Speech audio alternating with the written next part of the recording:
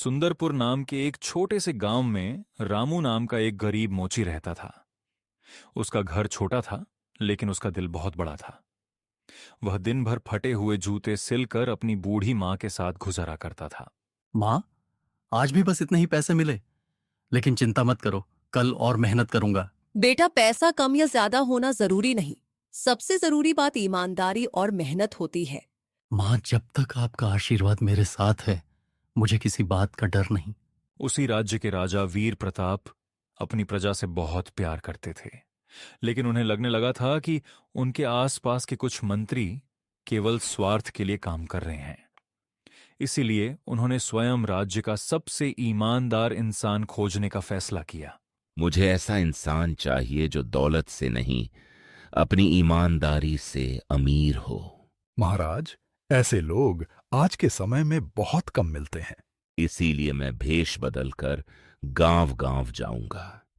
सच्चा इंसान भीड़ में मिलता है, महलों में नहीं।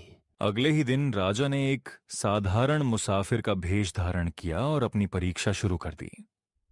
उन्हें बिल्कुल भी अंदाजा नहीं था कि उनकी मुलाकात एक गरीब मोची से होने वाली है, जो उनकी सोच हमेशा के लिए बदल देगा। अगले दिन दोपहर के समय रामू अपनी दुकान पर एक पुराना जूता सिल रहा था। तभी एक थका हुआ मुसाफिर, जो असल में राजा था, धीरे धीरे उसकी दुकान के पास आया। भाई, मेरे जूते का तला टूट गया है।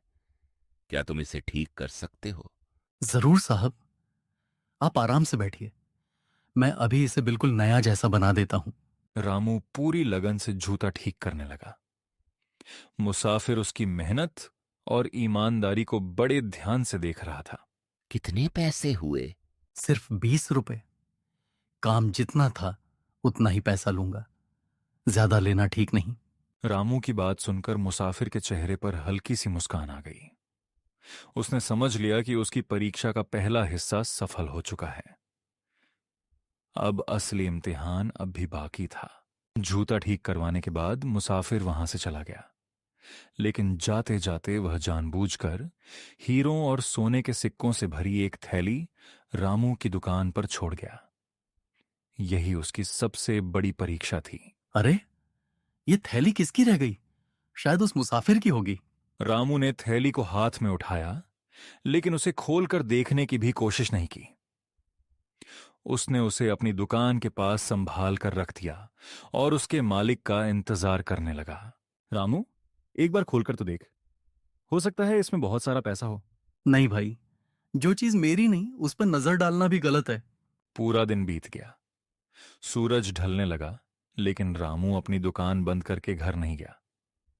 वह बस उस मुसाफिर का इंतजार करता रहा। दूर खड़ा मुसाफिर, यानी राजा, यह सब देख रहा था। रामू की ईमानदारी देखकर उसकी आंखों में खुशी चमक उठी, लेकिन उसकी आखिरी परीक्षा अभी बाकी थी। रात होने लगी। तभी वही मुसाफिर घबराया हुआ सा रामू की दुकान पर वापस आया। उसके चेहरे पर परेशानी साफ दिखाई दे रही थी। भाई, क्या तुम्हें यहां मेरी एक थैली मिली थी? उसमें मेरी सारी जिंदगी की कमाई थी। हाँ साहब, ये लीजिए। मैं सुबह से सिर्फ आपका ही इंतजार कर रहा था। मुसाफिर ने थैली खोली।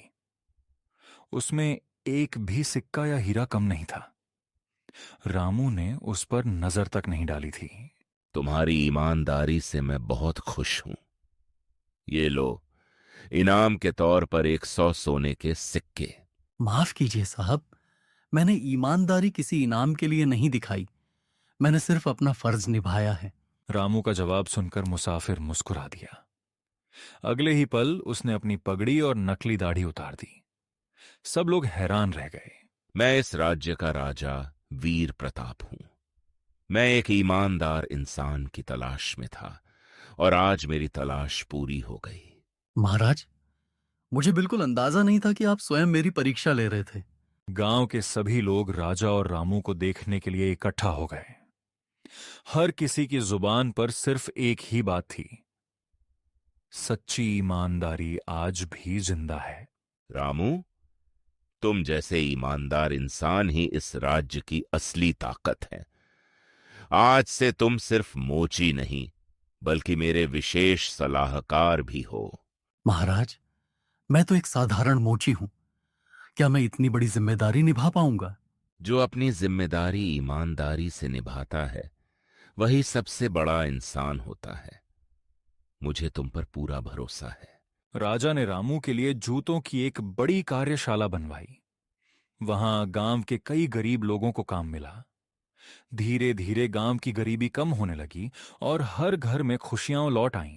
बेटा, आज मुझे तुम पर बहुत गर्व हो रहा है। तुमने साबित कर दिया कि ईमानदारी कभी हार नहीं सकती। माँ, ये सब आपकी सीख का नतीजा है। आपने हमेशा मुझे सच्चाई और मेहनत का रास्ता दिखाया। उस दिन के बाद रामू सिर्फ एक मोची नहीं रहा, वह पूरे राज्य के लिए ईमानदारी की मिसाल बन गया। लोग दूर दूर से उसकी कहानी सुनने आते और अपने बच्चों को उसका उदाहरण देते।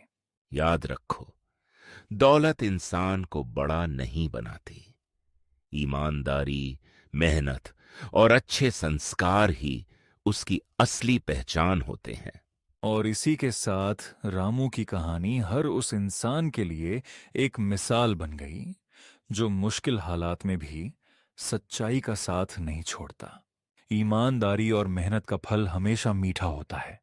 सच्चाई का रास्ता कठिन जरूर होता है, लेकिन उसका अंत हमेशा सम्मान और सफलता से होता है।